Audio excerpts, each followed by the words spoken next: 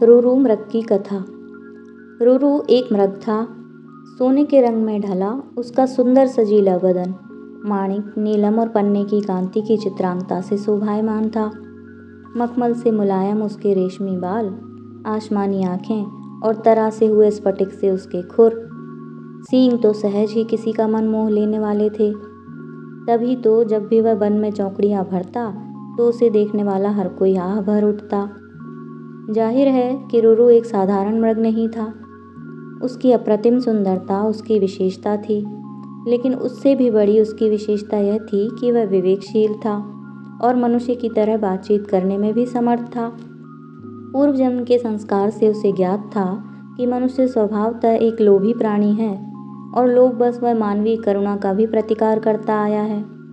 फिर भी सभी प्राणियों के लिए उसकी करुणा प्रबल थी और मनुष्य उसके करुणा भाव के लिए कोई अपवाद नहीं था।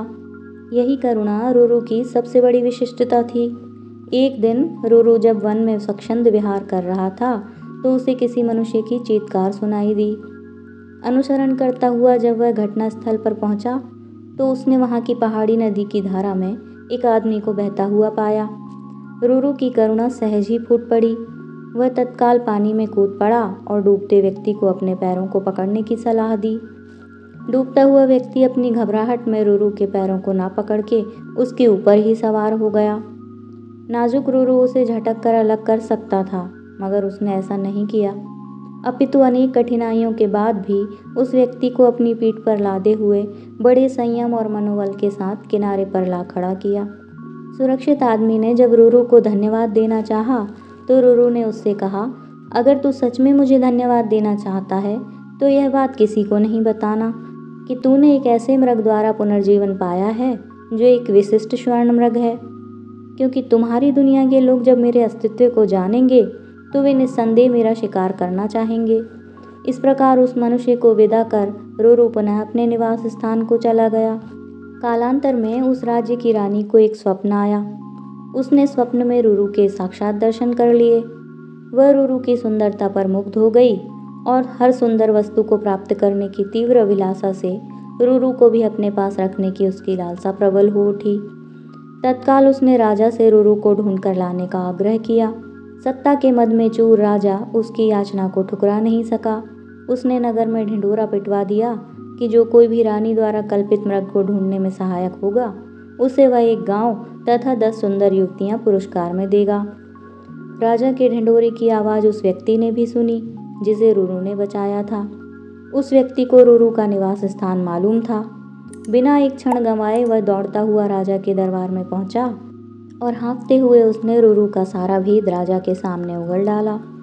राजा और उसके सिपाही उस व्यक्ति के साथ तत्काल उस वन में पहुंचे और रूरू के निवास स्थल को चारों ओर से घेर लिया। उनकी खुशी का ठिकाना न रहा जब उन्होंने रूरू को रानी की बताई छवि के बिल्कुल अनुरूप पाया। राजा ने तब धनुष साधा तो रूरू उसके ठीक निशाने पर था। चारों तरफ से घिरे रूरू ने तब राजा से मनुष्य की भाषा में यह कहा, राजन, तुम मुझे मार डालो, मगर उससे पहले मुझे यह बताओ कि तुम्हें मेरा ठिकाना कैसे मालूम हुआ। उत्तर में राजा ने अपने तीर को घुमाते हुए उस व्यक्ति के सामने रोक दिया जिसकी जान रूरू ने बचाई थी। रूरू के मुख से तभी यह वाक्य हठात फूट पड़ा, निकाल लो लकड़ी के कुंदे को पानी से, ना निकालना कभी एक अकृतज्ञ इंसान को। राजा ने जब रूरू से उसके संवाद का आशय पूछा तो रूरू ने राजा को उस व्यक्ति के डूबने और बचाए जाने की पूरी कहानी सुनाई। रूरू की करुणा ने राजा की करुणा को भी जगा दिया। उस व्यक्ति की कृतज्ञता पर उसे रोष भी आया।